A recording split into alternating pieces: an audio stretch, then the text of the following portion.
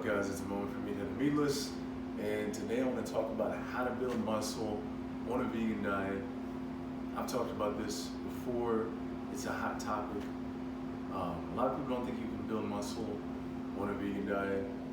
A lot of people think, maybe you can build less muscle on a vegan diet than you can on other diets and so on. And I just want to put some of those rumors to bed right now. So I am a vegan for the last going on 7 years. I'm about 80% raw, and I eat one cooked meal a day, and sometimes I go completely raw, but there are a few principles, right, to follow when you want to build muscle. So I want to just clarify those for you guys. So the first is that it is no different to build muscle on a plant-based diet than on an omnivorous one. And that's, this may seem obvious, but a lot of people just don't get it. It's very simple.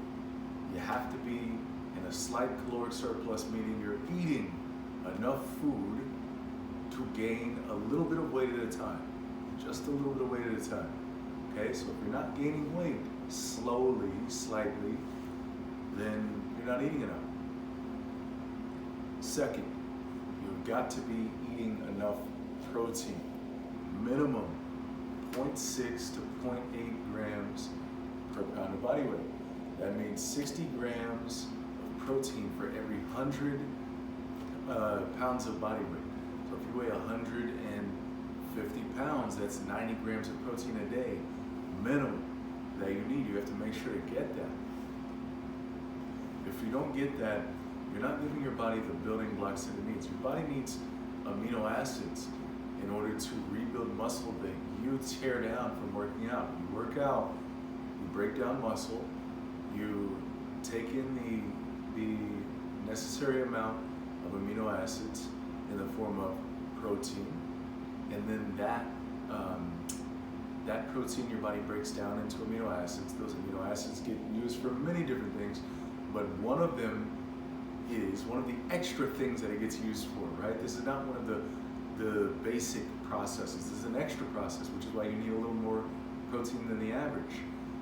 And that is for your body to rebuild that muscle, and not only rebuild it to where it was before, but to build it a little bit bigger and a little bit stronger.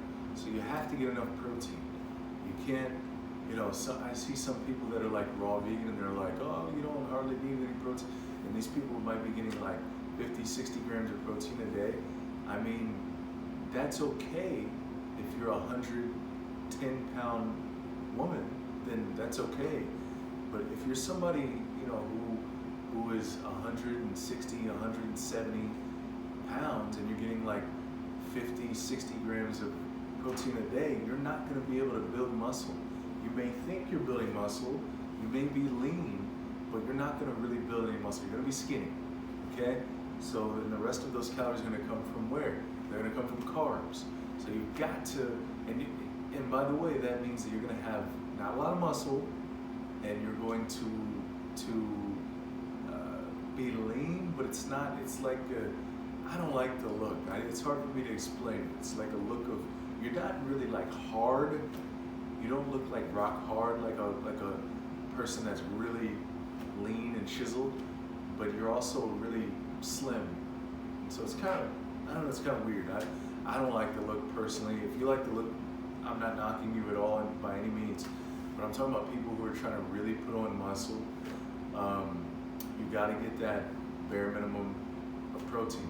So I think I've driven that point home more than enough. So the next thing is your carbs and fats.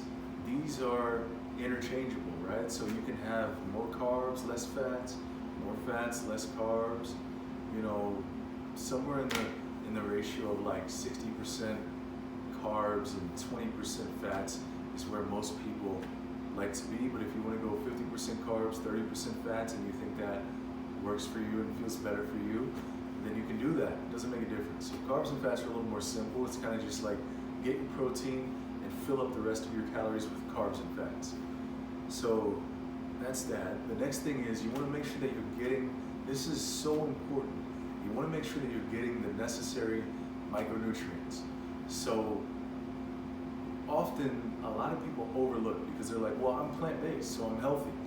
But I mean, it's so easy as a plant-based person to miss micronutrients. Trust me, it is so easy to miss things like selenium, zinc, omega-3s. It's really easy to miss those. All of those ingredients that I just named, iodine, all of those ingredients are crucial if you want to not only be healthy but have a great physique.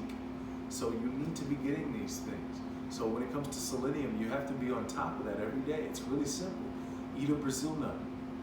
You know, it's really, really simple. When it comes to zinc, you know, you may, if you don't eat a lot of dark leafy greens, take a zinc supplement, okay? Because you're not going to get enough zinc otherwise. You know, if you don't eat things like maybe sprouted legumes or something, you know, make sure you're taking a zinc supplement for sure.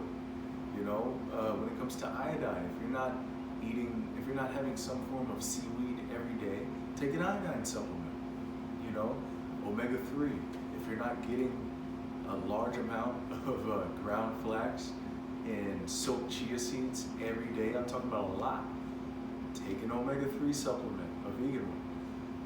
These are things that are really important. It's really easy to overlook these things and say, well, I'm eating all these natural foods, I'm fine. You trust me, you need these nutrients. If you go without them for like a substantial period of time, like a couple of years, if you go, I'm sorry, not without them, but if you're getting less than you need, and then you now get the adequate amount, you will notice a huge difference. So it makes a very big difference. So I recommend that you guys do that. And then the last point is your training. You've got to train. I haven't talked about training too much on this channel. I definitely need to talk about it more, but you have to be progressing, right? So every week you have to train in a way that pushes your body beyond its current comfort zone, and then you have to stop, and then you have to take the time to recover. That's a feeling out process. You have to figure out how much work you need to break down the muscles without overdoing it, and then you have to figure out how much time you need to recover, and then you need to repetitively do that. And as time goes on, your calories will go slightly up as you get bigger and stronger. And that's it. That's the whole process for how to build muscle on a vegan diet. I just laid it out for you guys on a platter. So I hope you guys got something out of that. But I'm out. I'll see you on the next one. Peace.